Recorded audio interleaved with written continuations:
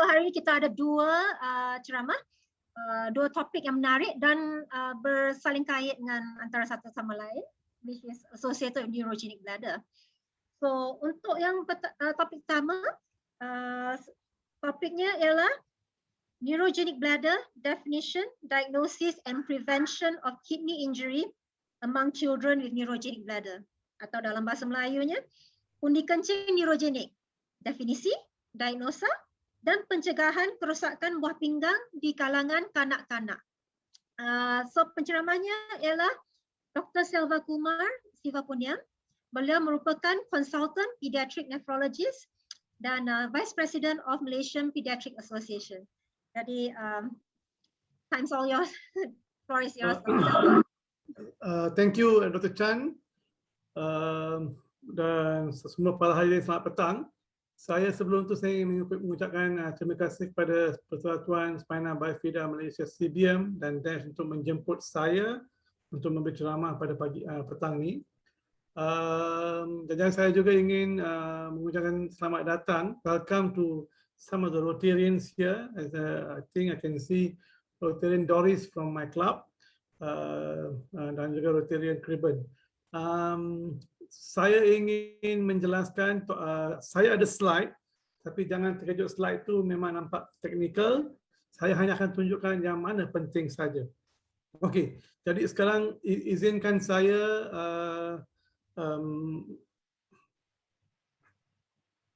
menggunakan slide. Okey, topik perbincangan kita adalah, kalau bahasa Inggeris ni, neurogenic bladder, definition, diagnosis and management.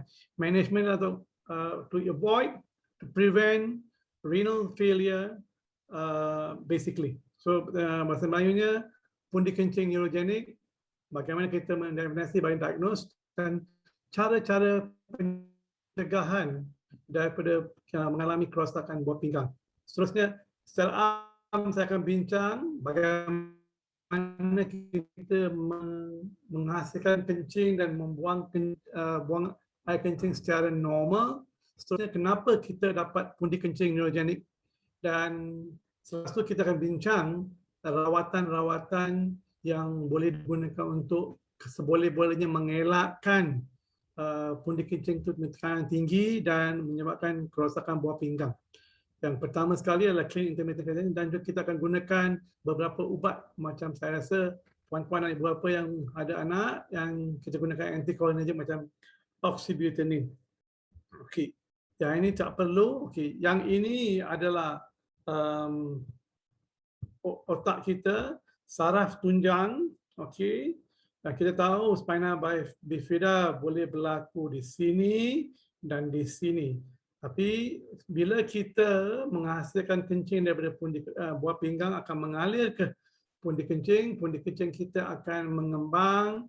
Waktu itu kita ada center yang boleh switch on dan switch off di saraf tunjang untuk membuat pundi kencing kita mengembang dan tidak mengecut. Dan di pangkal pundi kencing pun yang sphincter itu akan mengecut. Bila penuh saja, dan biasanya dalam 400 mil, kita akan terasa untuk kencing. Yang dua-dua ini adalah di luar daripada kawalan kita. Ini adalah secara yang normal kita menghasilkan kencing. Ini otak kita, saraf tunjang, dan bahagian yang di antara tulang belakang saraf tunjang itu yang antara selepas sangkar rusuk ke belakang itu yang boleh terlibat dengan spina bifida, dan juga yang paling hujung sekali yang sacrum sana. Kita ada saraf-saraf yang mengawal pundi kencing pada pangkal pundi kencing dan juga pundi kencing. Yang ini adalah pengawalan secara automatik. Kita tidak boleh mengawal. Okey, apa yang kita boleh buat bila pundi kencing itu dah penuh dan kita terasa nak kencing, kita boleh kencing dan buang air kecil. Tapi kalau kita rasa tempat itu tidak sesuai, tidak ada tandas, otak kita yang di atas, yang cortex ini boleh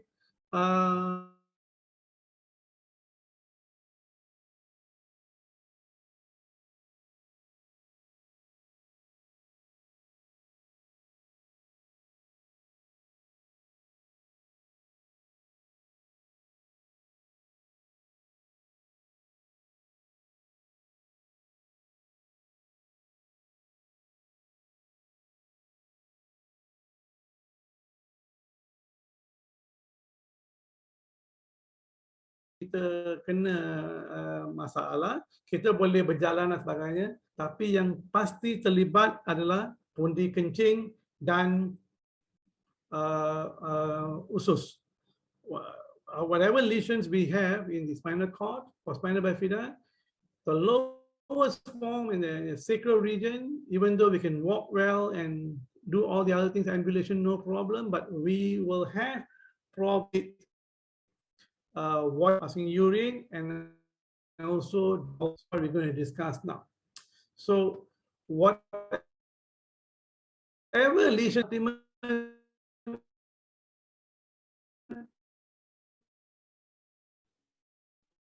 out is yang pasti terlibat yang sama outcome dia adalah satu mengeluarkan kencing dan sentiasa kering dan tidak kencing bertakung. Okey. Daripada kajian memang banyak kan kanak-kanak ataupun individu bifida ataupun myelomeningocele, hampir 95% daripada yang mengalami myelomeningocele akan ada neurogenic bladder ataupun dikencing neurogenic. Okey.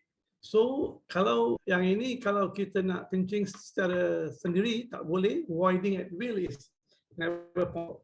So bila macam saya kata tadi, bila pressure dalam kencing itu tekanan naik lebih daripada 40 cm air, fungsi buah pinggang akan mula merosot dan kita akan tekanan naik, kedua-dua buah pinggang yang tube yang sambung daripada buah pinggang ke pundi kencing pun terjejas. Okey, yang ini adalah keadaan buah pundi kencing yang saya nak jelaskan secara ringkas saja. Ini 4 jenis yang biasa kita ada. Satu di sini adalah pundi kencing yang gelebih, yang dia tak ada tekanan, tapi di pangkal pundi kencing itu sphincter pun relax, yang ini kencing meleleh saja keluar ataupun dia tak betul. Yang ni di mana pundi kencing itu sentiasa mengecut dan menyebabkan dia menjadi tebal, dan tambah pula dengan sphincter yang kat bawah tu pun tak buka, ini akan menyebabkan lagi ini yang tekanan yang tinggi. Pundi kesebagai ini memang yang kita panggil not safe bladder, dan yang ini boleh menyebabkan tekanan naik ke pundi kencing, buah pinggang. Yang ini pun sama, ini pundi kencing itu tak ada kontraksi, tapi sphincter di bawah mengecut, ini pun tekanan boleh naik. Yang paling bawah sekali, dia mengecut dan sphincter buka. Okey. Jadi apa yang kita boleh buat untuk memastikan apa jalan rawatan pundi kencing neurogenik? Satu, early identification, pengesalan awal, dan kita boleh characterize bagaimana jenis pundi kencing, yang ini akan diterangkan oleh Dr. Sri hari kemudian. Dan kita kena proaktif. Proaktif artinya memulakan rawatan sebelum penyakit itu timbul, macam prevention. So long term prognosis yang good kalau kita mulakan seawal-awal sebelum masalah neurogenic menjadi lebih ketara. Okey. Satu adalah sebelum kita umur setahun pun lahir dah kita mulakan untuk pastikan pundi kencing ini adalah macam reservoir air. Okay, jadi tekanan dia kena rendah dan kita pastikan senantiasa adalah pengeluaran kencing yang komplit, yang semuanya keluar, dan safe bladder emptying. Pundi kencing yang safe, yang dia keluarkan semua kencing. Okay. So, satu cara, ataupun yang cara ini yang paling itu saya rasa ramai yang kenal, clean intermittent catheterization. Kita masukkan, saya boleh tunjukkan di sini. Ini ada, saya buka, saya rasa ramai yang nak tengok. Kalau boleh tengok, yang ini adalah tube catheter yang kita gunakan untuk, kita nampak yang ini, sorry, yang ini mungkin tak nampak gambar di sini. Yang ini adalah tube yang catheter je. Okey, catheter ini akan dimasukkan dalam saluran kencing yang luar, yang urethra. Kalau laki-laki, panjang sikit, wanita, kita masukkan sampai ke pundi kencing untuk mengeluarkan kencing. Dan ini perlu dibuat secara berkala dan setiap hari perlu buat. Jadi first choice adalah untuk mengeluarkan kencing yang berlebihan dalam pundi kencing. Empty the bladder adequately, tak ada residu, tak ada kencing yang berlebihan dan tak ada infeksi. Dan kita kena menjadikan pundi kencing itu pundi kencing yang selamat, safe bladder, supaya tidak ada tekanan yang tinggi yang berlaku waktu mengecut kencing itu, the high pressure voiding. Yang ini dikenalkan secara tidak sengaja. Okey, biasanya kita tahu kalau kita masuk ke ward, ada sakit kita akan masukkan yang kita panggil Foley's catheter. Sebab itu tahun 1970, Dr. Jack Bifida, jururawat dia, telah jatuhkan catheter itu kat lantai dan dia tak beritahu doktor tu dan dia masukkan. Tapi kemudian dia beritahu, tapi doktor kesan tak ada jangkitan. Timbul daripada itu yang dia telah yang kita buat clean. Jadi boleh dibuat di rumah. Kalau di hospital doktor basuh tangan, pakai glove dan sebagainya. Di rumah dia selagi dia clean, bersih, cukup. Sejak itu daripada tahun 70-an tu dah mula ini menyebabkan ramai pesakit yang mengalami masalah neurogenic bladder. Dari apa sebab? Boleh mengeluarkan kencing yang berlebihan dan tidak ada jangkitan kuman dan tiada tekanan yang tinggi yang diberikan pada buah pinggang dan mengelakkan kebanyakan daripada mengalami kerosakan buah pinggang yang penuh. Kemudian dua doktor yang seorang lagi yang saya sempat jumpa, Dr. Jack Elder dalam 10 tahun lepas, dia telah modify teknik ini untuk kanak-kanak. Sekarang kanak-kanak pun menggunakan. Okey, sebelum kita mulakan clean intermittent catheterization ni, kita perlu berbincang dengan keluarga dan tengok psychosocial compliance keluarga. Unit keluarga itu sama ada pesakit itu sendiri boleh buat dan ada tak masalah sensori motor ataupun handicap. Katakanlah orang tu tak boleh gunakan tangan dan sebagainya ataupun keadaan tak boleh sampai pegang pada alat kelamin. Ini semua kita perlu kaji dan kemudian Dr. Sri Hari akan berentangkan macam mana kita boleh circumvent yang ini dan cara lain kita boleh buat CIC. Tapi perlu sebagai doktor kita perlu motivasi ibu bapa dan counsel mereka untuk menganggap CIC adalah satu yang bukan traumatik, non-traumatik tapi invasif, tapi adalah prosedur yang paling murah dan paling senang untuk buat, di mana biasanya yang ini akan diterangkan di negara kita tak ada. Di negara barat kita ada apa yang kita panggil urotherapist ataupun continent nurse yang akan pergi ke rumah dan periksa macam mana mereka buat. Dan kita sepatutnya pada masa setiap kali kita jumpa pesakit, kita patut keluar tanya apa-apa doubt dan mereka rasa resah gelisah untuk buat dan kita boleh terangkan dan elakkan. Perlu juga waktu kita awal-awal dalam counselling untuk menggunakan catheterization ni, kita perlu juga mengajar sedikit sebanyak anatomi, keadaan alat kelamin kita itu wanita dan lelaki, di mana letaknya pembukaan vagina, pembukaan urethra untuk wanita dan lubang dubur, dan juga kalau laki-laki zakar mana tiubnya dan sebagainya, senang sikit supaya mereka faham. Dan sebagai pakar kanak-kanak, memang saya ajar daripada sejak lahir. Itu yang paling senang kita buat. Lahir saja kalau kita tahu yang pasien ini ada mengalami spina bifida dan sebagainya, kita tahu memang dia boleh mengalami neurogenic bladder. Daripada kita tunggu setahun, 2 tahun, kita ajar waktu dia lahir, lagi senang untuk pesakit dan ibu bapa untuk accept teknik yang ini. Biasanya kanak-kanak umur lebih dari 4 ke 5 tahun boleh buat sendiri. Tapi daripada pengalaman saya kat sini di Malaysia, mungkin umur 6 ke 7 tahun.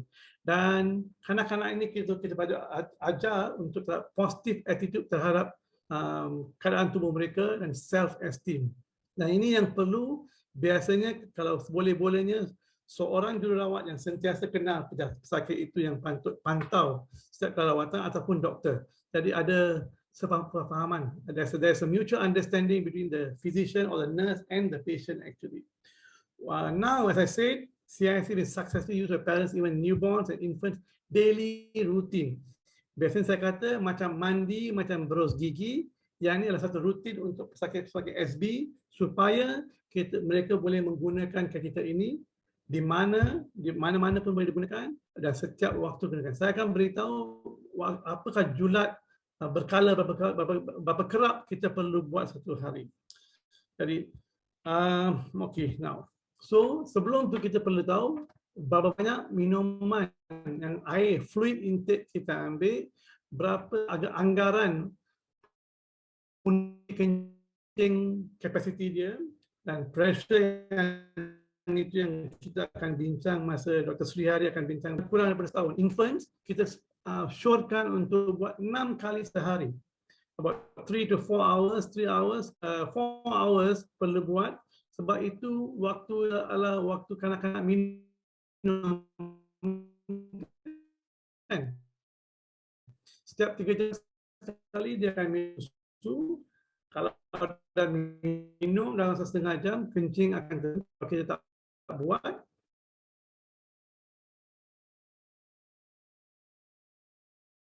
empat ke 5 kali. Okay. Tapi walau macam mana pun, kita perlu pantau dengan investigation urodynamics berkala untuk tengok sama ada perlu ke tambahkan frekuensi untuk buat CIC. CIC ini, macam saya katakan awal-awal, walaupun kita buat, dia tak menyebabkan kencing kotor. Yang urinary tract infection adalah sangat rendah. As long kita boleh memastikan pundi kencing itu, semua kencing telah dikeluarkan. Dan kateter yang saya tadi tunjukkan tadi itu, boleh diguna pakai. Walaupun kata sekali buang, kalau bayangkan kalau sekali buang, kita perlu gunakan dalam lingkungan 6 kateter sehari, seminggu lebih daripada 50.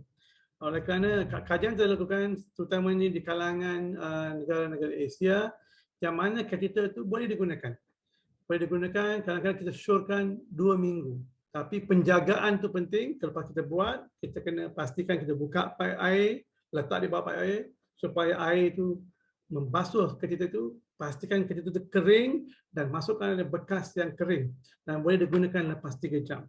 Jika sekiranya nampak kateter dah mula keras dan kencing, boleh tukar pada kateter baru. Tapi jangan lebih daripada 3 minggu. Okey.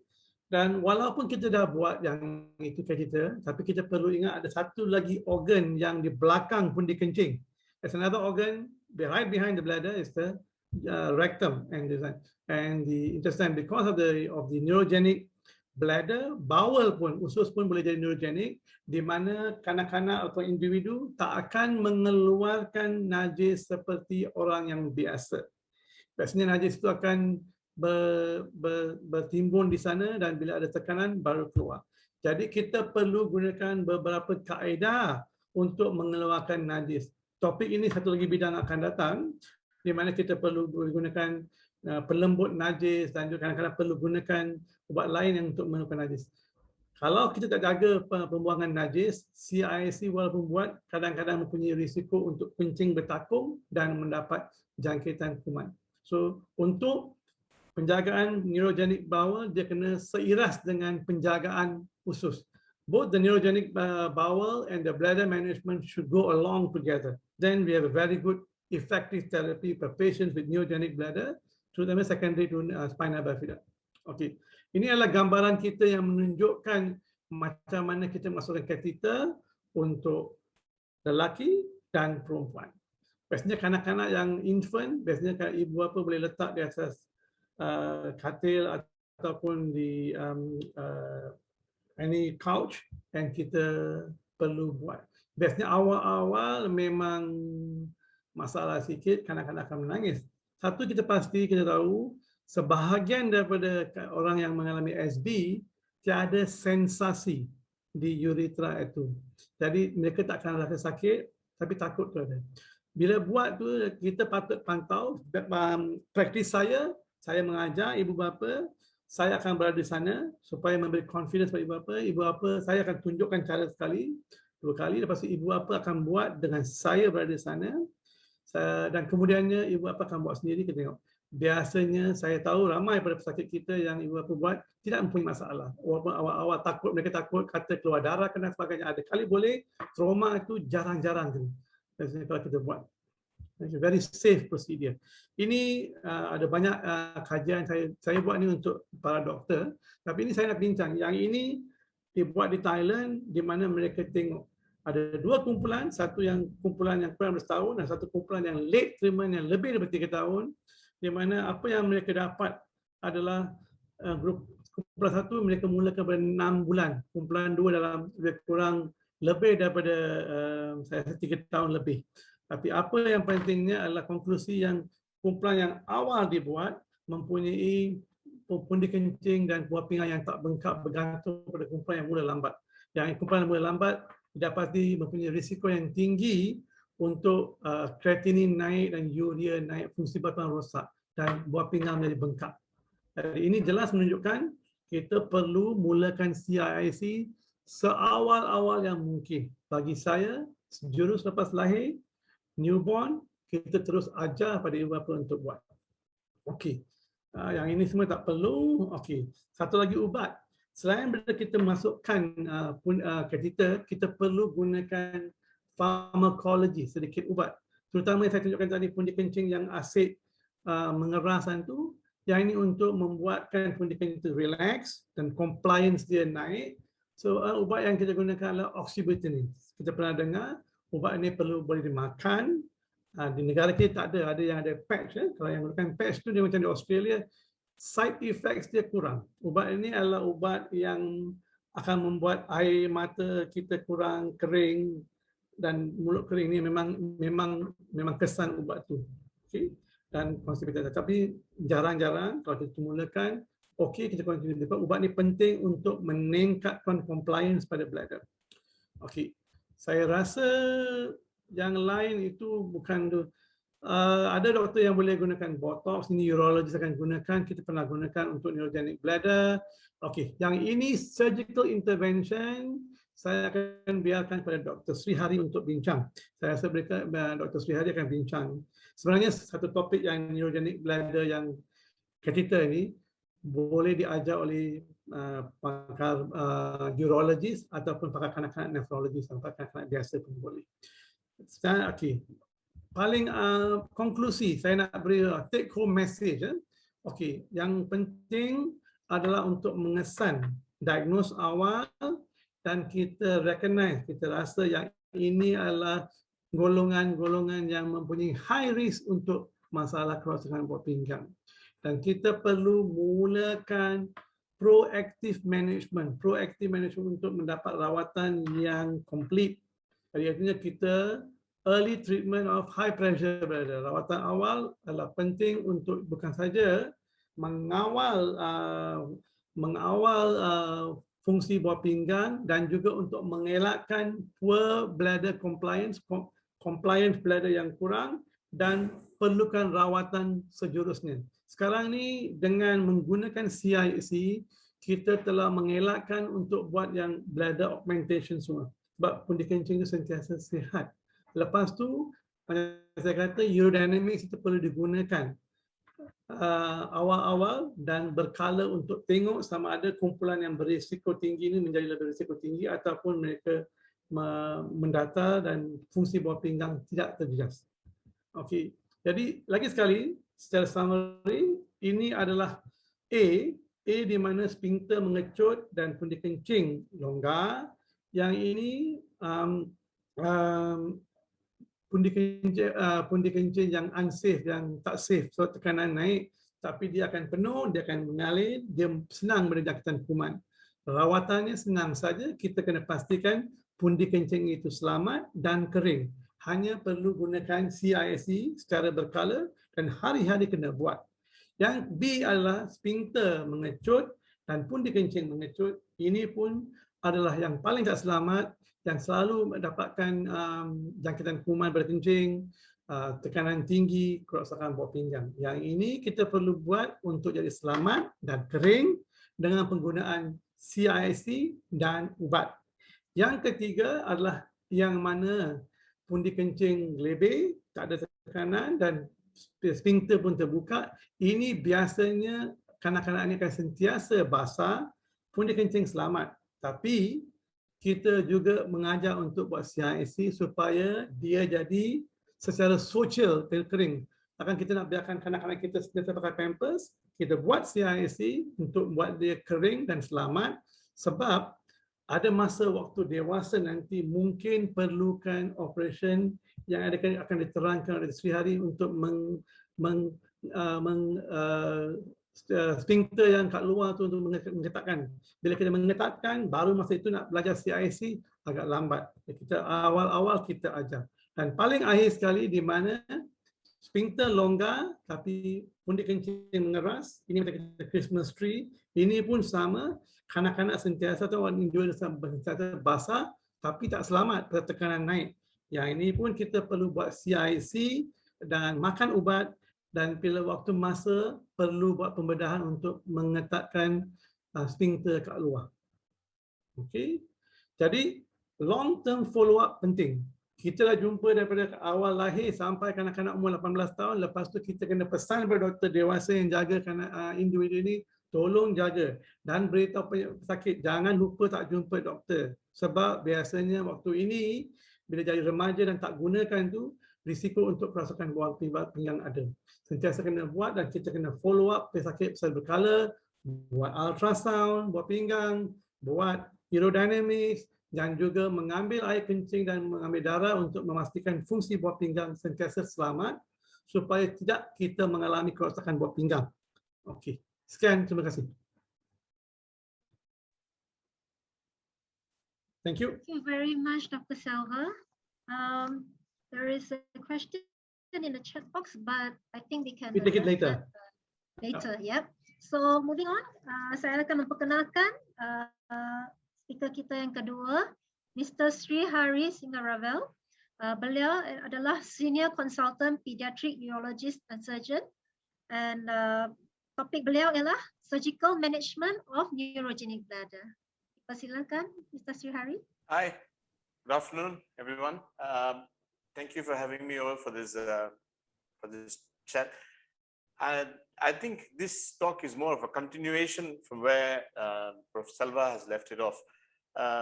He has addressed most of the components of what we do today. So even in my practice, the surgical management is hardly much. I'm just going to put up a few slides here. Is it, I guess, able to see my screen? I must stop sharing. Hold on. Okay. You can start sharing now. Yeah. Yeah. You will see the presentation then? Yes. It's clear. Okay. Yeah. So yeah. So basically, this is like I said, a continuation of from where Dr. Selva has left off. In this day and age, we try and avoid surgery as much as possible. With the early institution of CIC, from what Dr. Selva said, we start from the time they're newborn. CIC is the cornerstone of managing neurogenic bladders today. If we are to undertake surgery, there are a few things that you must bear in mind. Surgery is a last resort, or for those children who have spina bifida occulta, let's say. So the goals of our surgery would be the same as the medical goals, is to protect the kidney. Number one is to protect the kidney. Then when we make a reservoir, yang kalau kami tambah isi atas pundi kencing, make it a reservoir ideal for low pressure storage. To prevent yang kencing naik balik atas from a reservoir ureteric reflux, make it easy for the emptying of the urine. Even if we create a channel like Mitrofanovka, we make it easy. But the most important thing to address, like what Dr. Selva said, is to address the fecal incontinence as well. If you do not address the rectum and the bowel and bladder at the same time, we are bound to fail. We have to address both for optimal results. So after, normally what we do here is after the child is born, after instituting CIC, 3 months after closure of the back, we do what we call video urodynamics for all the children here. So basically kami letak satu tube dalam pundi kencing, satu dalam rectum, and then we infuse contrast and take pictures as we go along to see how the bladder has progressed. We'll know what the pressures are within the bladder. We're looking for something called compliance. That is the ability of the bladder to hold urine at low pressures. So the moment we detect an abnormality in compliance, we can add on anticholinetics and change the CIC regimen as required. But again, let me state that surgery is last resort. Now, moving on to surgical management, I offer surgery for those children who request, doctor, can I be continent? Can I be dry? In that situation alone, if we have failed medical management, we have completely utilized whatever we have in our armamentarium, then we can proceed to offer surgical advice. But it should be weighted more towards creating a low pressure reservoir than bladder neck procedures. So if you make a bladder neck procedure, you could actually endanger the tracts in the future. We don't know how the smooth muscle is going to hypertrophy. So this, we call it a Mitrofanov. This is to facilitate the drainage of the urine. So we take the appendix and we put it into the bladder. To put it into the bladder to allow catheterization.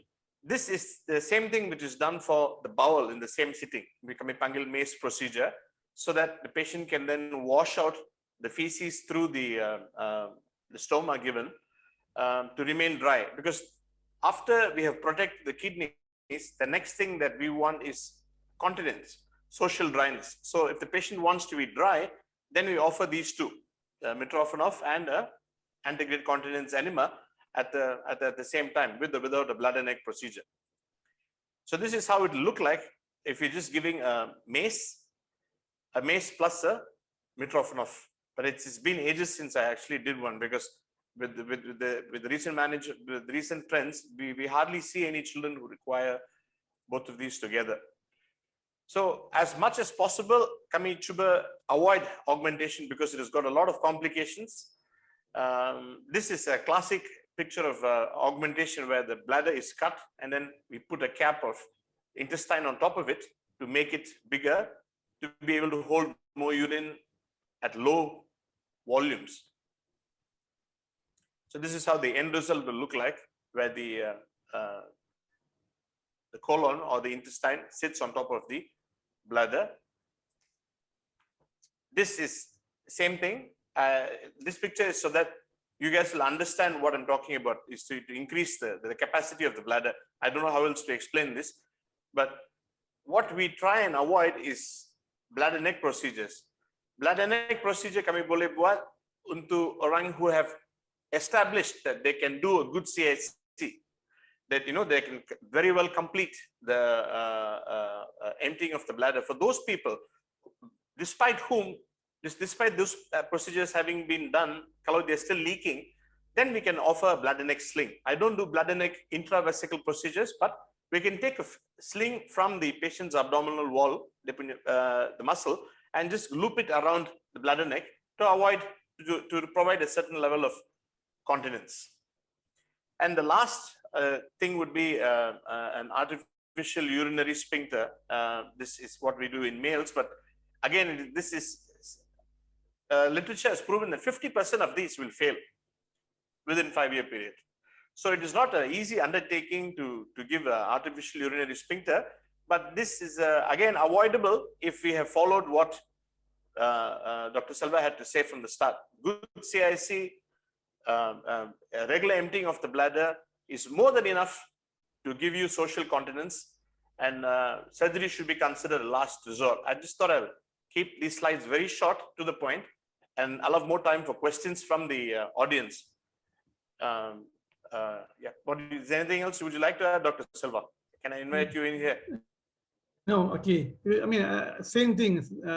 I would like to echo the same thing actually. If you remember my slide, I put when 1970, Dr. Jack Lepidus accidentally found the CIC. That was called as a urological revolution, actually. In fact, one of the findings, even though it's very simple, that the last 30 years have, I mean, last 30 odd years now, almost 50 years, a lot of patients have benefited from this simple, very simple, though invasive and non-traumatic. You can do it anywhere. You can do it deep in the jungle, as long as water, you can do it anywhere. So our patients do not have to travel all the way to see us. As long as we teach them, I'm sure you agree with me, as long as you teach them. 100%. As long as you teach them. So when I was working in Kuantan, my patients come from deep in the jungles and everything. So we teach them, if the parents are very compliant and they understand. The most important thing is buy-in from the parents. If the parents buy in, is no problem. What problem starts that when initially they buy in, subsequent they default follow-up and they don't see. I just recently had a patient who just within 6 months didn't do CIC. The baseline creatinine was 60. And with all this COVID, they didn't come see earlier. It went up to 150. 150 for a child is very high, actually. Very high. So I had to reinstitute. The one we'll discuss more medical, overnight drainage and everything to prevent further damage, actually. So that's all for me. I agree with Dr. Srihari. Surgery should be the last. It's a last resort. Last resort. Dr. Chan, up to you. Back to you for any moderating, any questions. Okay. Dr. Kriban, question on the Yes. chat box. I think it's already been addressed in I think both of us can last few answer. slides. Yeah. But perhaps, yeah. Dr. Selva, presumably the issue of neurogenic bladder must be dealt with as soon as the child is born. What happens if there is no intervention? What are the consequences? Perhaps a bit more elaboration. Yeah. All right, okay. Izinkan saya cakap dalam bahasa Inggeris dan bahasa Melayu sekali. Dr. Kriban tanya, jika sekiranya tak buat CIC waktu lahir, macam Dr. Srihari kata, kita perlu buat waktu lahir. Kalau boleh tunggu 2-3 minggu pun tak ada masalah. Tapi jika kita katakanlah kita tak buat langsung selama 6 bulan, pesakit ini pasti akan datang. The patient will come to see us. Definitely when you do an ultrasound, the upper tracts might be dilated. Pundi kencing dan ureter akan dilated, dan kanak-kanak ini akan datang dengan jangkitan kuman, urinary tract infection, actually. Do you agree, Srihari? Yes, very much. Which is what we do. So if we don't start as soon as the child is born, even if there is a continuous leaking, I would still say do it once a day at least, so that it is ingrained in their head, you know. I always tell you, it's just like doing your bathing and brushing your teeth. It becomes second nature. Yes. Untuk kanak-kanak yang baru lahir, kalau mereka buat, bila mereka sedar, senang sikit. Bayangkan kalau kita nak buat untuk kanak-kanak. Imagine if you are doing for a 3-year-old or 4-year-old, the first time, my experience is that we have to run around the child. Yes, run around with the child. So it's much more easier to do it when they are very young. I would just like to share when I was done training overseas, the pediatric neurologist, pakar saraf kanak-kanak akan turun sama-sama untuk assess kanak-kanak waktu dilahirkan. Di sana lahir saja mereka akan menjemput pakar kanak-kanak buah pinggang, urologi dan juga pakar kanak saraf, di mana kita akan memeriksa semua saraf, terutama kaki. Kalau he will normally the pediatric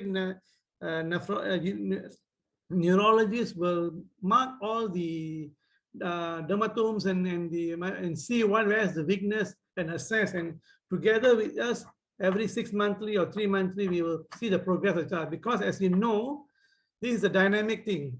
So the progression sometimes can go on, especially if you have, like what you said, spina bifida occulta, when you got tethered cord. That's the problem. Would you like to elaborate further, Dr. Srihari? Yeah, I have had a few patients. You can't explain why their creatinine is so high, along with, especially when they're toddlers or there are no obvious signs. I think an X-ray is in order. An X-ray of the spine, AP and lateral, to look at whether there is any spina bifida occulta. And MRI can come later, but then even in those children, I don't know whether you agree, I think a UDS and institution of CIC yes, is very important. And if it is sensate urethra, at that point we can probably consider a Mitrofanov.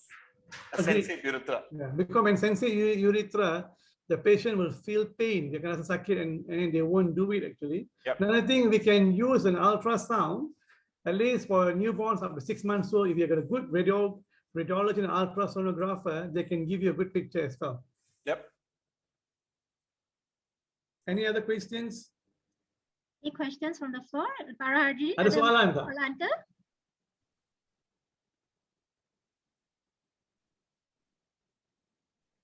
Well, I have a question. Yep.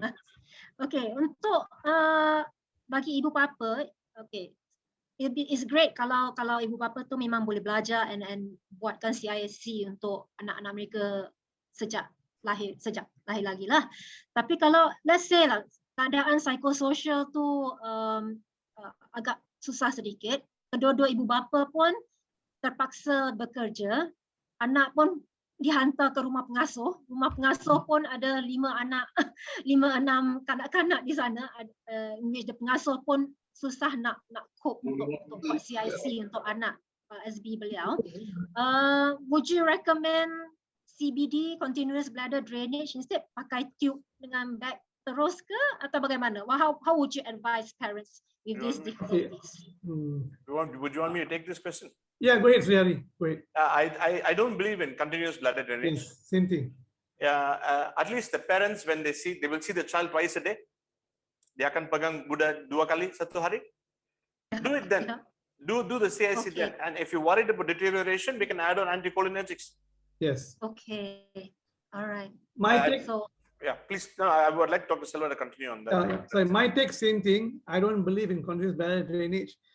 It is a lot of problems. Infection will set in also, and it's a messy thing.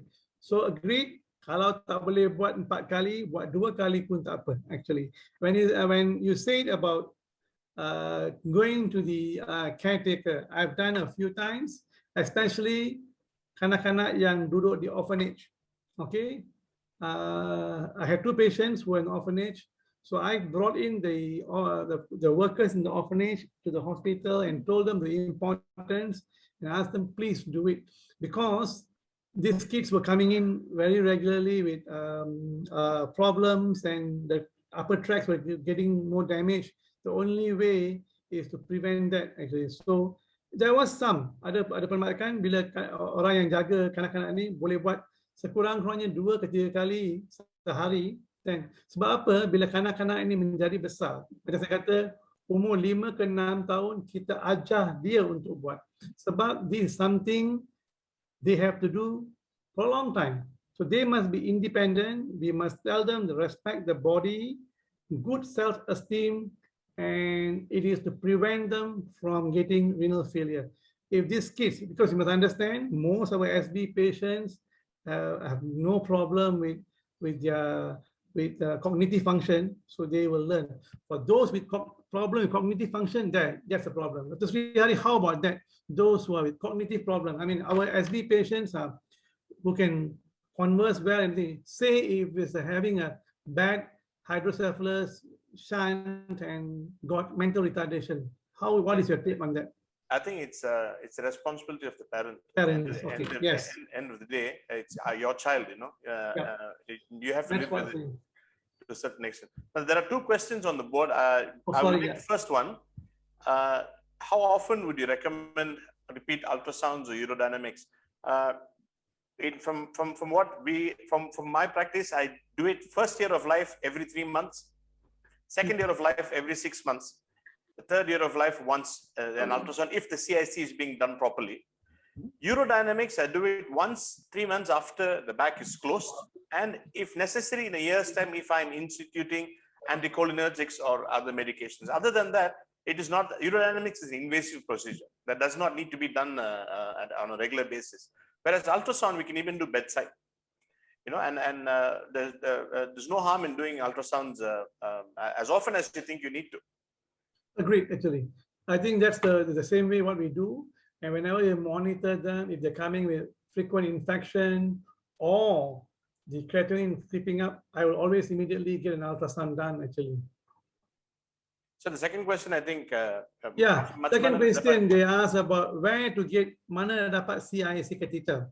Okay, biasanya kalau macam jumpa pakar buah pinggang kanak-kanak ataupun jumpa pakar urologi macam Dr. Srihari ataupun jumpa Dr. Chan yang pakar rehabilitasi, kita akan syorkan untuk membekalkan ini. Kalau hospital kerajaan kadang-kadang menjadi masalah, tapi oleh kerana kebanyakan pesakit kita yang SB adalah di kalangan OKU, apa yang saya buat dulu, saya akan mendaftarkan mereka ke OKU dan menulis surat untuk JKM reimburse balik. Waktu ini dulu tempat saya bertugas tu, saya ada yang pembekal tu, di mana kita akan berbincang dan pembekal akan membekalkan terus ke rumah. Terutamanya macam nak hantar ke Triang, ke Jerantu dan sebagainya. Tapi sejak belakangan ni dengan masalah COVID dan sebagainya, ada pesakit saya yang kata boleh membelinya kat Shopee dan Lazada, tapi saya tak pernah beli, saya takut kualiti dia.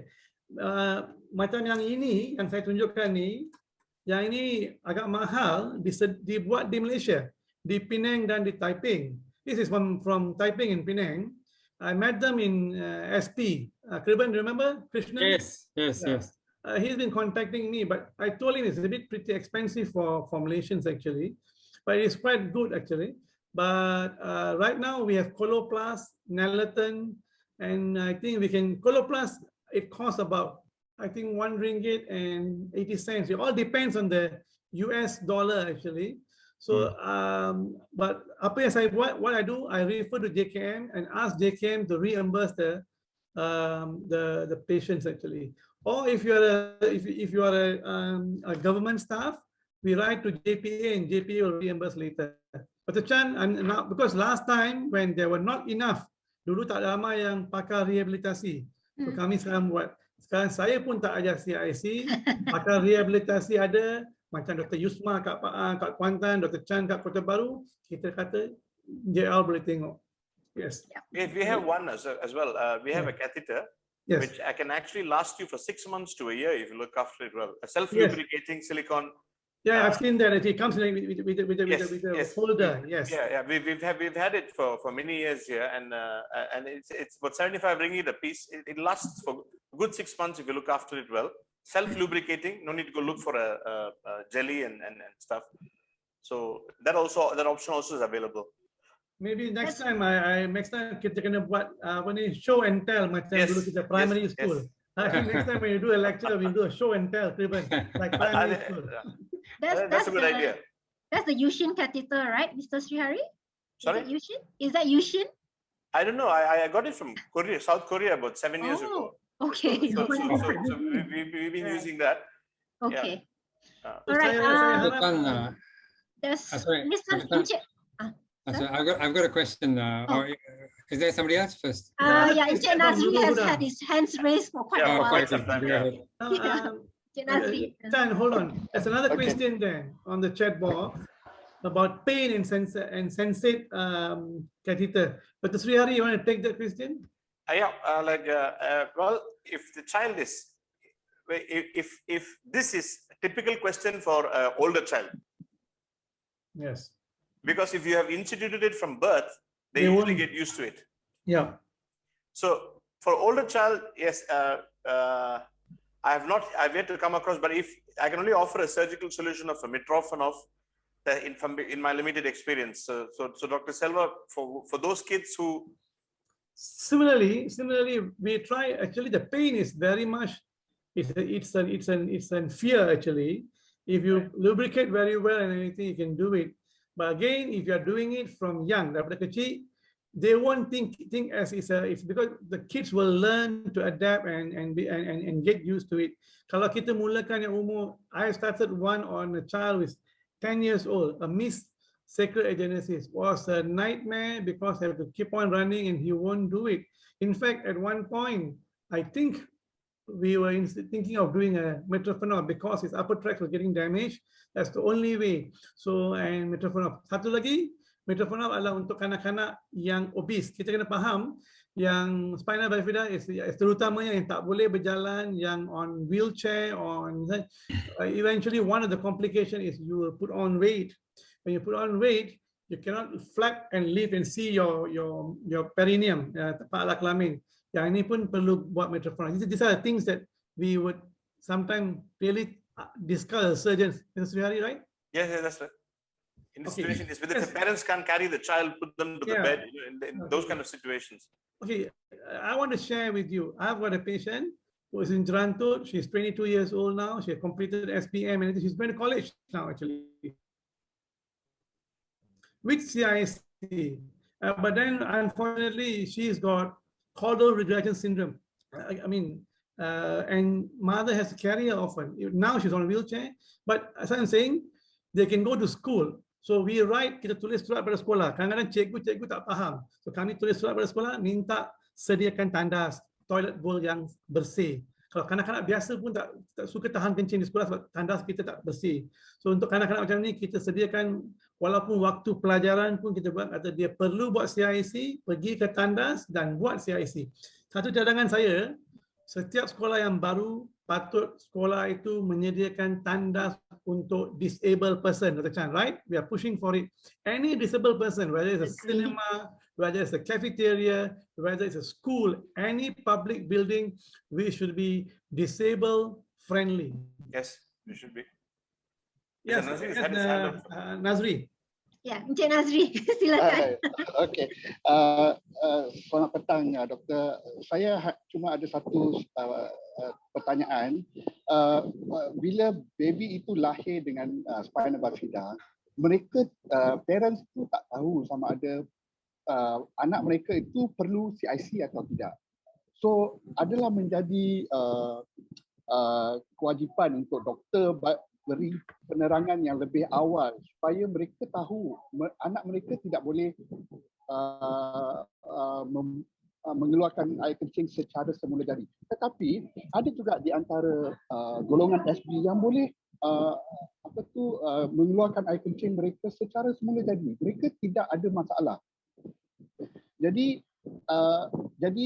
ramai di antara spina bifida yang mereka tak tahu sampai satu masa, anak you dah ada problem dengan kidney sebab dia punya you tak buat CIC.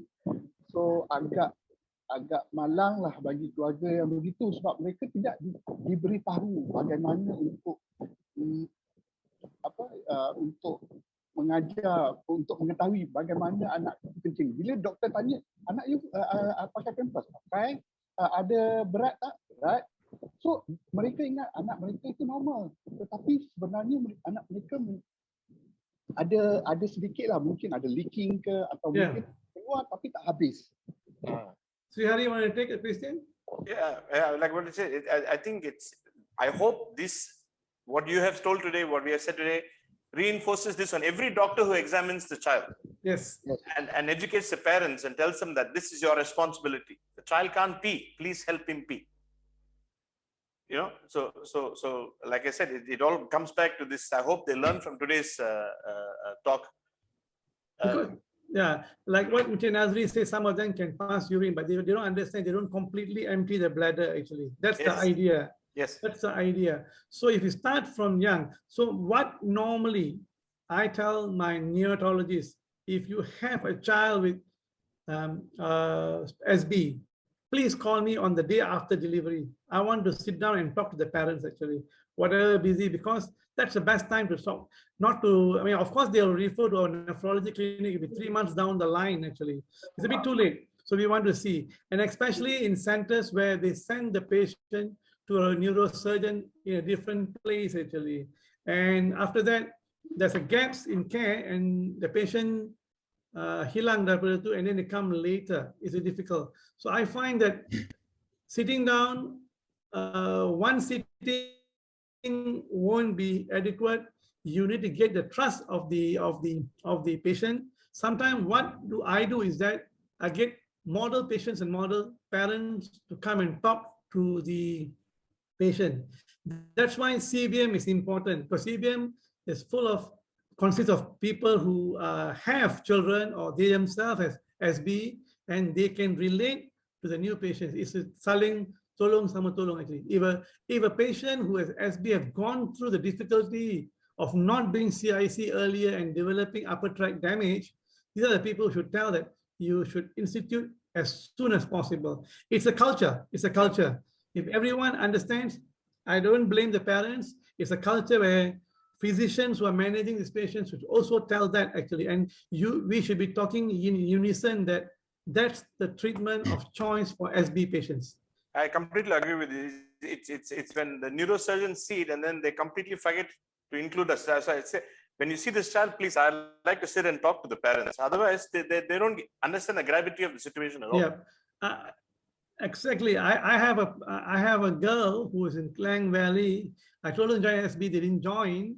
The operation was done, and the parents thought, like what Encik Nazri said, dah buat operation, semua dah selesai.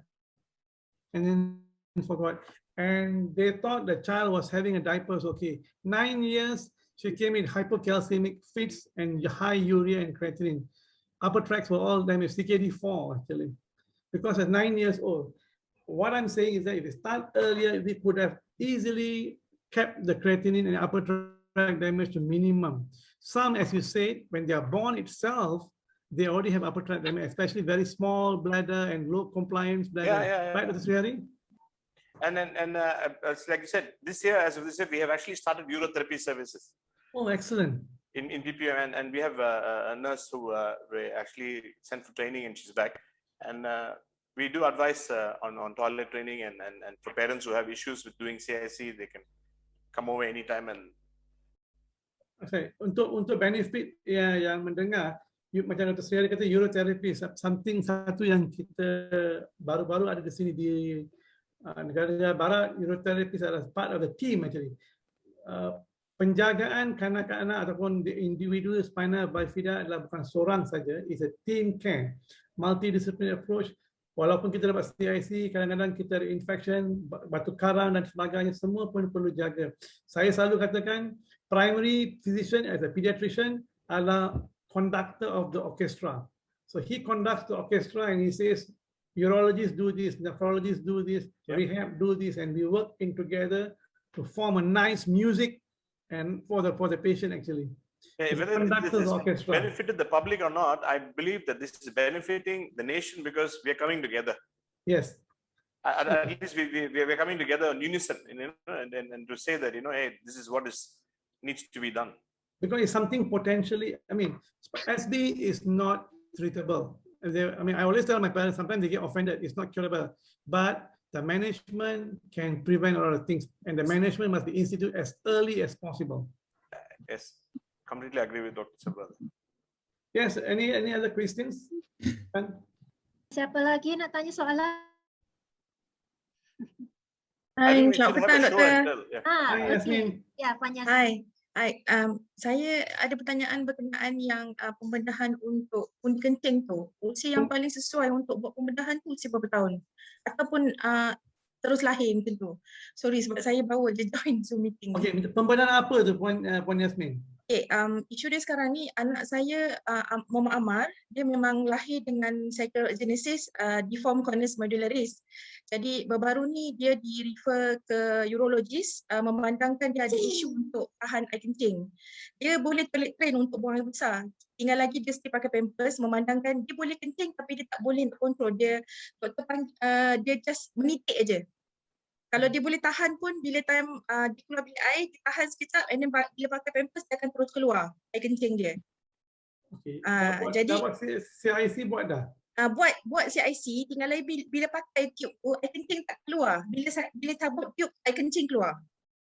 Okey, yang ini Dr. Srihari kena jawab. Mungkin kita nak jawab pun sikit, because kita kadang-kadang ini penting, kita perlu tengok pesakit tu. Kalau saya dan Dr. Srihari beri jawapan yang salah, tak bagus untuk doktor yang merawat itu. Yes, because my question to you is, has the urodynamics been done? Yes. Urodynamics tu apa doktor? Boleh explain tak? Urodynamics is yang kami masuk satu tube dalam pundi kencing, satu tube dalam dia punya rectum. Okay. Then kami masuk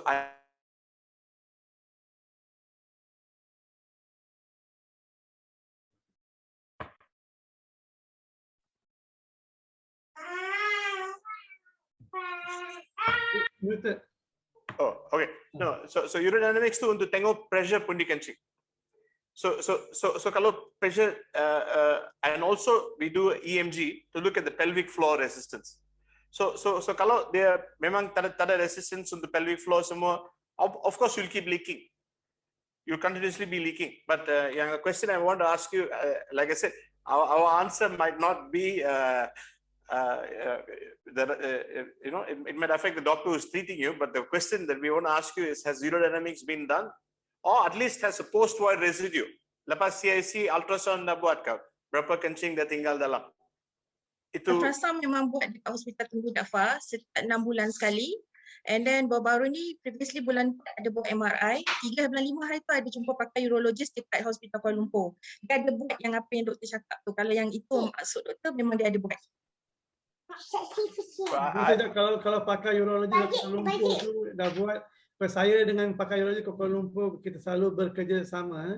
Dan kalau yang apa yang terangkan tu biasa kita sama. Because saya tak buat urodynamics untuk kanak-kanak di tempat saya hantar semua ke Kuala Lumpur. Dan memang mereka buat urodynamics sana. Saya rasa kita perlu tengok apa yang operation. Kadang-kadang dah buat mungkin, saya rasa mungkin ada kali pundi kencing itu terlampau kecil. Maybe Sri Hari? Sir?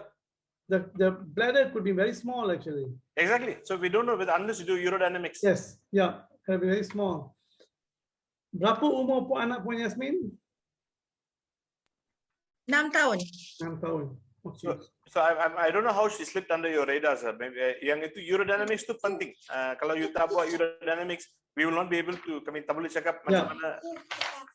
Probably because HKL they got HKL has one of the teams, and I'm sure you know, we got a combined clinic for SB patients. The urologists and the nephrologists and even the rehab physician sit together actually. Kan betul tak? When Yasmin? Yes. Ini dia punya tu. That one is the MCU. Urodynamics. Is that MCU? But urodynamics actually. Is it a urodynamics? Yes, I think it's a VCU. Yeah. Ada graph tak? Ada graph yang. Yes. Yeah. But that's a very poorly compliant bladder. That's right. I thought probably that's the reason why it's a very poorly compliant bladder actually. Bladder pundi kencing terlampau kecil dan dia tak compliant. Okay. So you have to add on anticholinergics and CIC. Jumpa balik pakai. Thank you. Siapa? Okay, apa? Alright. Ada question tadi? We have more questions from Facebook. Are you two happy to continue? Yeah. Okay. Oh, excellent. Okay. Dr. Selva, are you happy to continue? Yes. Okay. So there's a question from Encik Shamsul. I'm using CIC, but the duration time for my urine is too short, not even 2 hours. So can you help me to improve the time duration? Any suggestion? Sri Hari, you want to answer first? No, sir. I'll let you take this one. Okay, so you want me to take it? So how old is he? Shamsul? Because I don't have much experience with the adult cohort. Me too, actually. Me too. Okay. I'm a pediatric. Both of us are pediatric. Nephrology and pediatric. So, okay, what's the question again, Chan? And the FB, sorry. So that same question. So basically, he could not hold his urine, not even for 2 hours. Any suggestion to improve the time duration? Because the time in between CIC is too short. Again, I have to see. Because we have to see, again, like what we say, the urodynamics, whether the very small size bladder, and of course, you won't be able to hold a lot of urine. Because adults, normally, if you were doing, we say because the amount of fluid that we take, that's the recommend. But children take a lot of fluid, so we ask to do 6 times a day, even 7 times a day. As they grow bigger, 4 to 5 times a day, because every 3 hours. So think, what if I'm seeing him, I would ask him to put sorry, Encik Shamsul is 50 years old. Okay, that's way. We have to see a lot of other things actually. Bladder diary, bladder compliance, and whether 50, whether it's prostate and everything also we have to see actually. I think I can't answer a lot because I don't treat anybody above 18 years old actually. Okay, Even so Encik combined with Samsul cannot. kena pergi jumpa pakar urologi dewasa ya. Okay. Untuk dalam Next question. kesihatan lebih lanjut ya. But I think what we need is somebody who's also does spina neurogenic bladders in adults. You know. Yeah, Yes. I would suggest maybe next time I would invite Ms. Pungori to be here because she sees both children and pediatrics and adults actually. Maybe I can ask my good friend Ms. Pungori to be here. Maybe Dr. Kriban, with your permission, we should do one for the elderly age group. What do you think? I suggested this actually to Miss Brenda that actually Miss Pungori give this talk because she was more suited to this talk than. I told that same thing actually. I just spoke to her a few days ago actually. Because, well, we can do that again. Yeah. I think, All right. Actually, that was one of the questions I had. We have another session for that for the Okay. adult. Right. Okay. Good. We have 2 more questions on the chat box. Yeah. Okay. Okay, so this one's a bit, okay, this is from Nur Iman Lim. Hi docs, I'm now 38 years old. I operated in HKL at 2.5 years old due to spina bifida. I remember my mom was doing CIC for me when I was 5 to 6 years old, but I was crying. Since then, I never do at all. And from there until now, I just need to push for urine and still leaking after that. Till last year, the spina bifida part swelling again and impacted my walking. I have do 2 times angiogram at UKM Specialist Center, according to doc from the MRI, suspected of fistula. However, now I'm getting even worse on my walking, weak and tired, need to use walking frame to support me to walk. And my left kidney 40% and right kidney 60% function. So my question is whether the operation of the swelling part can help on my walking and bladder. The swelling means the back, is it?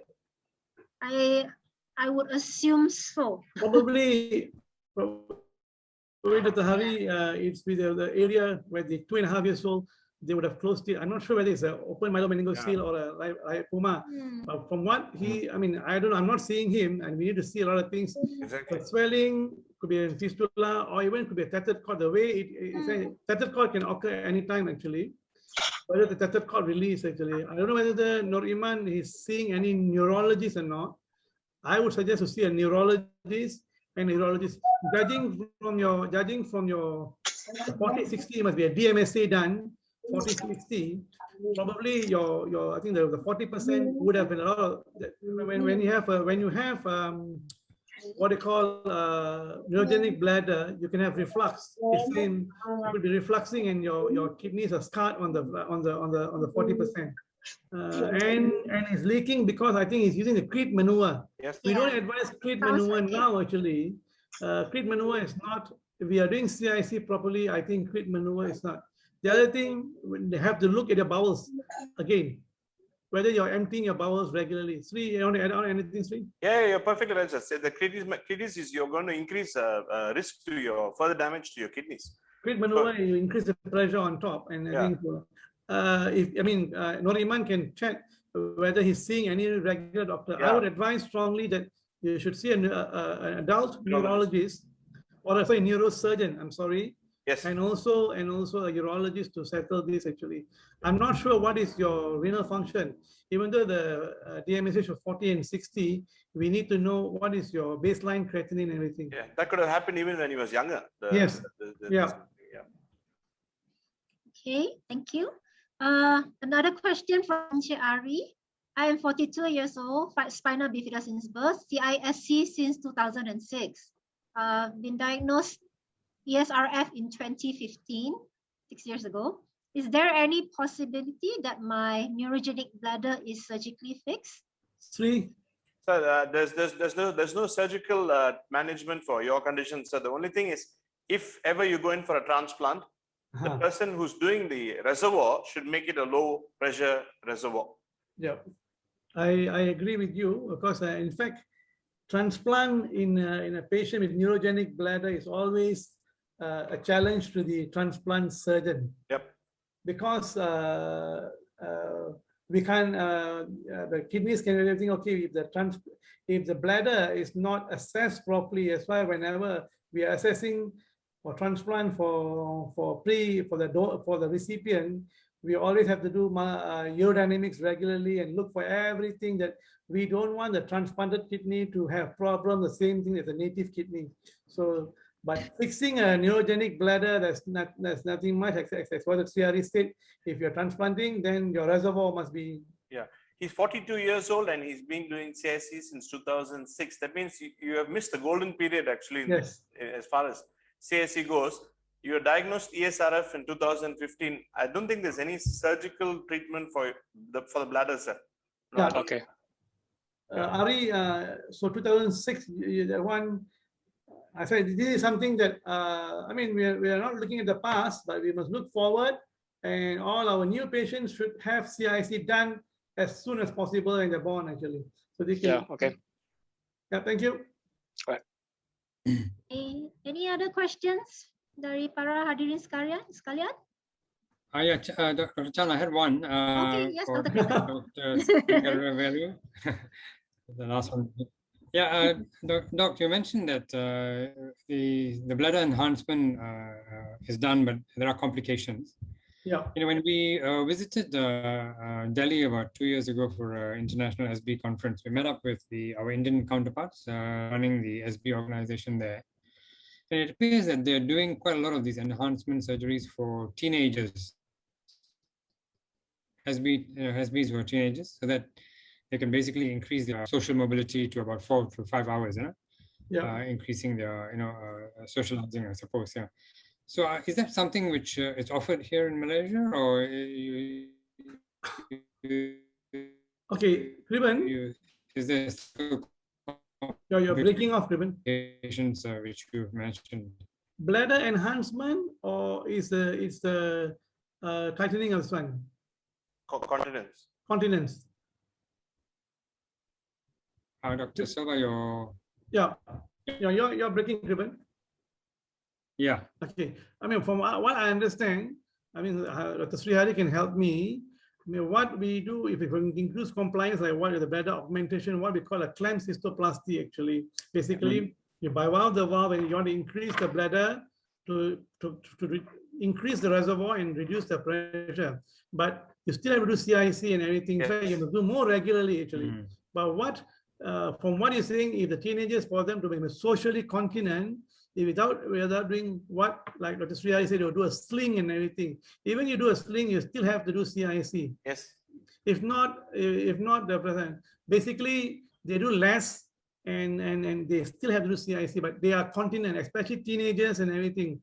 But lately, I'm not a surgeon, but I always work with a hand-in-hand urologist, and we think together that, as Srihari said, surgery is the last option. You're looking for a shortcut, sir. That's definitely a shortcut. Yeah. And if you don't do CIC regularly, we're asking for more trouble. We do that, and they don't do CIC regularly, they are in a lot of trouble. Especially if, I mean, at one point, if the kidney fails and everything, with a lot of surgery on the bladder, even if you want to transplant, we have a lot of nightmare for the transplant surgeon as well.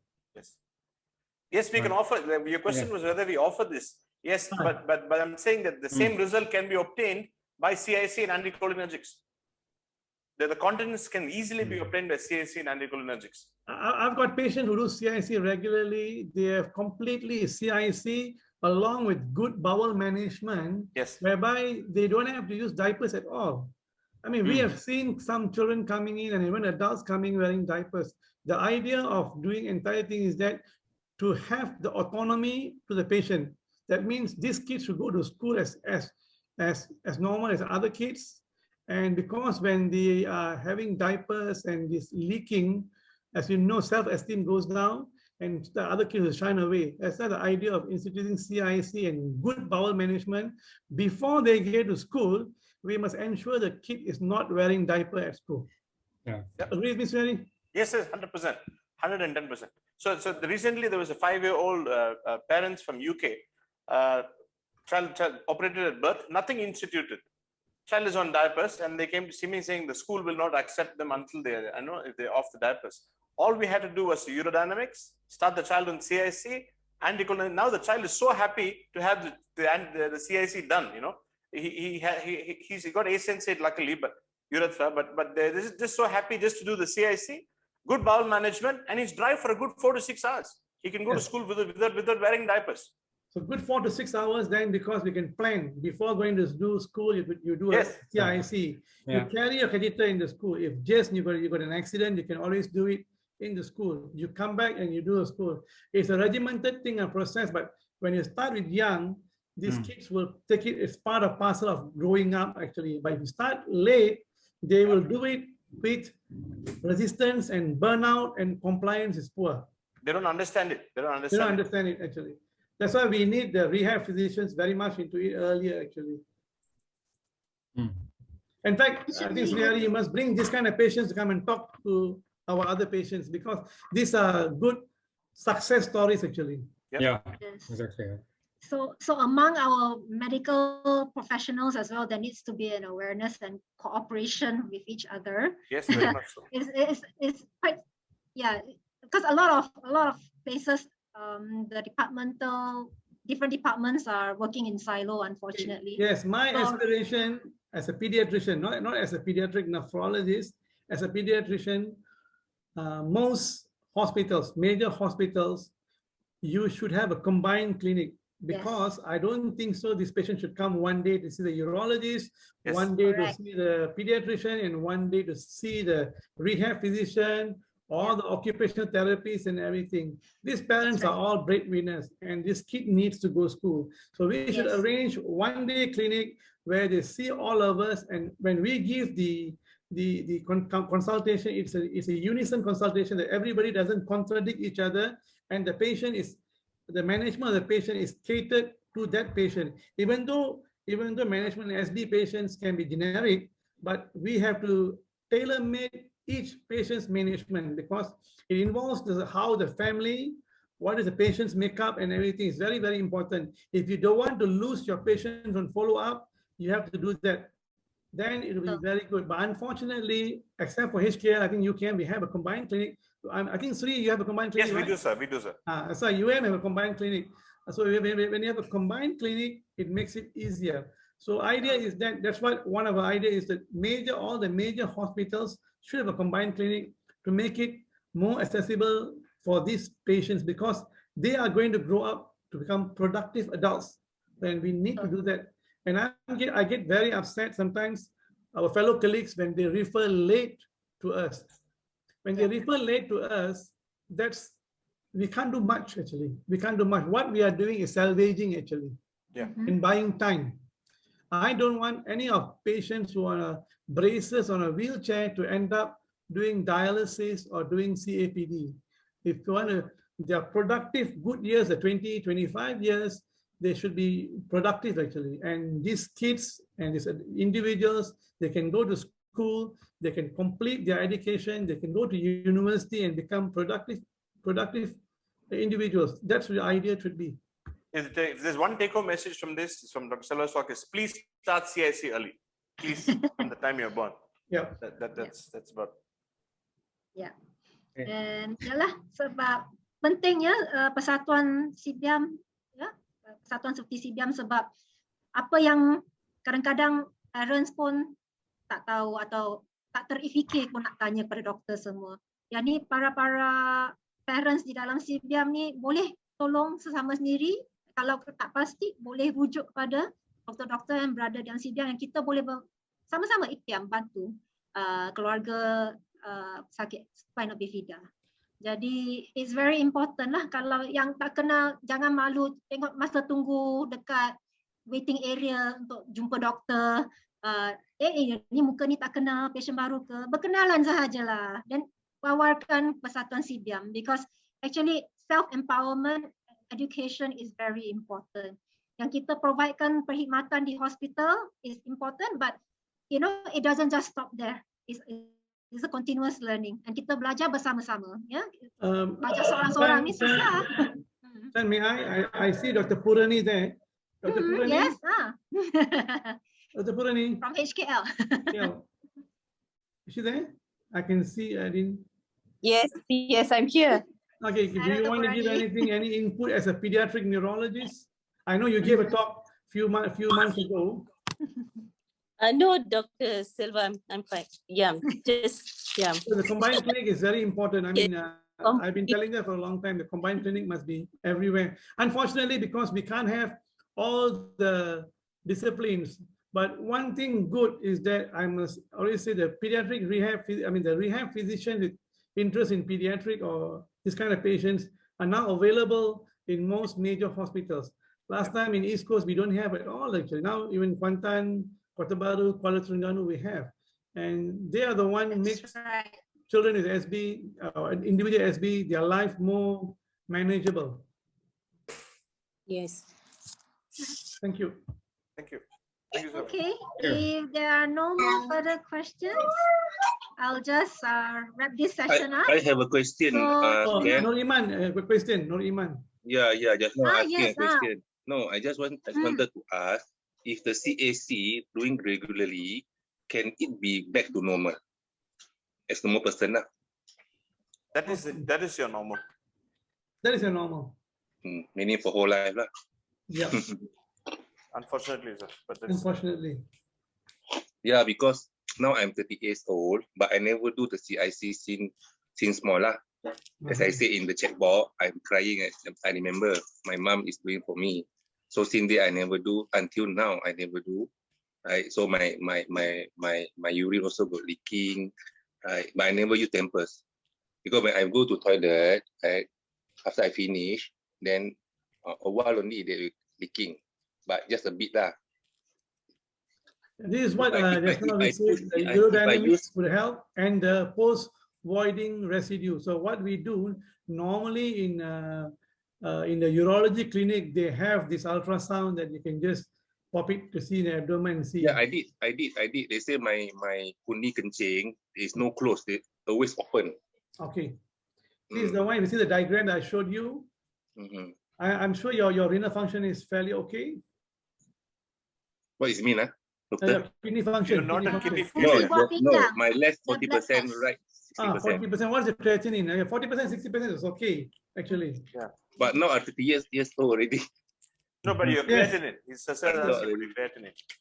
But yeah, 38 also, yeah. But I mean, that's why I said two things when you do CIC. One is to preserve the upper tracts of the renal. Number two, to make you socially continent. So remember the last slide I showed you the bladder. One is safe and not safe. Even safe we have to do. And like what Sri Ali said, sometimes by adding on these anticholinergics might make you better actually. Yeah. For your compliance. Mr. Nuriman, have you tried medication for this, Mr. Nuriman? That like the Trucitol or? No. Well, there you go. I think it might be worthwhile. Yes, Trucitol on the newer drugs. You can try that actually. Yeah. But I have dengan urologist tak? Tak ada. Oh, tak ada. Well, duduk mana Encik Nuriman? Tinggal kat mana ni? Bangsa Maju. Kita ada urologist di Hospital Selayang, kita ada urologist di Hospital Kuala Lumpur. Okay, the story is like this. Okay, tahun lepas last year, my Spina Bifida is swelling again. Dia bengkak balik. So I went to the UKM Specialty Center. I see the neurosurgeon doctor. Okay. So they do the MRI, CT scan, everything. Then they found out that something not right with my fistula. My blood vessel is flow to my spinal cord instead of to my leg. Okay. That's why it impacted my walking. Okay. So on the last year, my last year, my leg started weak. I cannot bend my leg a bit, but I still can walk like normal, but a bit tempang lah. Orang kata tempang lah. Like tempang lah. Okay, so when I did the angiogram, right? So they blocked my blood vessel from the radiology lah. Okay, they said this is the abnormal blood vessel flow to your spinal cord. That's what impacted your walking. Embolization. Yes, embolization, embo. Right. So after that, first time I do. So after that, they found out that there is another new blood vessel coming out. Okay. I again go to my spinal cord. Okay, so I do that another time after about 3 to 4 months. Okay, but the second time where I did, it's getting worse. It's getting worse. But from the CT scan result come out after the second time, doctor told me that it's completely successful from the CT scan and the MRI. My spinal cord apa they call it what saraf tunjang kan, saraf tunjang tak bengkak lagi, dia kata tak bengkak lagi. Last time is bengkak. Okay. A bit difficult for us to answer at this at the moment because we are not a teaching physician. Cadangan saya, because the UKM pun ada pakar urology, kawan saya tu, Datuk Zulkifli Zainuddin actually.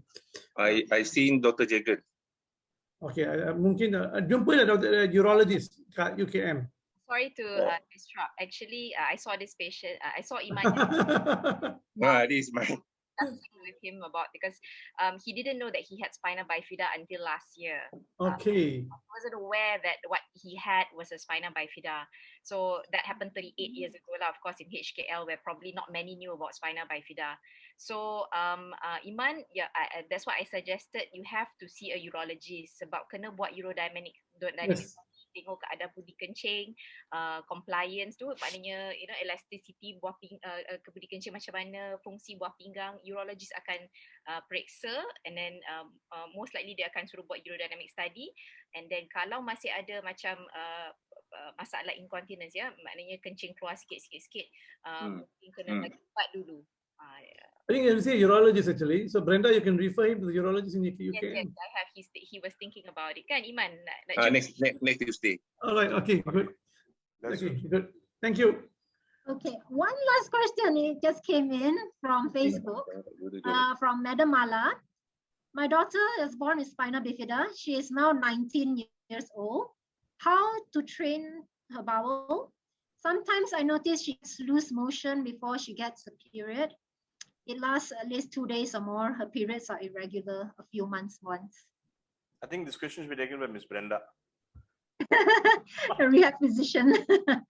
Come again? So basically, no, I said basically, I mean, taken by Miss Brenda. Yeah. But I can answer a bit. I mean, you can answer, like you said, actually, again, this bowel preparation also should start from young, actually. I have a colleague who's a pediatric nephrologist in India. She's one of the higher ranking army officers in Chandigarh, actually. And then there's a unique, like what you say, the maze actually, but again, very simple procedure can be done in any village and anything. You have to basically like putting a catheter into your anus and filling up and clear your bowel every day. Once you clear your bowel every day, there won't be any impacted feces. So you keep, unfortunately, when we see most of these patients, I will just joke, and I can carbon date your feces actually. Some of your feces could be 6 months or 1 year old, stuck up there actually. Because what we get, the so-called diarrhea, is an overflow incontinence only. So we have to clear the whole thing. Once you get your bowel cleared, that'll be good. But one medication doesn't work for you. It's a few other. You have to give the stool softeners. You have to give the rectal enemas together. 3, isn't it? Yes, because if you go and sit in the toilet, you can't expect them to pass motion at all. Yeah. So gold standard is a bowel wash. I mean, bowel wash. So again, for Miss Mala's daughter, who's 19 years old, I would strongly advise the doctors they are seeing actually should see a urologist together, if possible a surgeon who can work together and or a rehab physician together, how to tackle the bowel. Because again, so sadly for females, when they have menses together and all these things, it's a bit messy, but you have to treat the bowel good. Yeah. Brenda, you want to answer?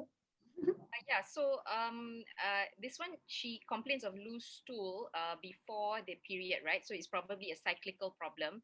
But of course, there's a lot of things that we need to ask, check the bowel consistency, what type, what is the pattern, how often does she defecate, how does she does movement. So there are a few techniques that we can assist, or a few medications that we can provide to assist her in having a more regular, regular consistency and regular timing of bowel opening.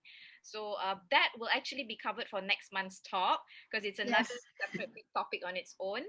So hopefully I can get to answer more of your questions next month. I think Thank the you. next question is also regarding bowel opening, right? For basal, we will cover that for next month's talk. Okay. Okay.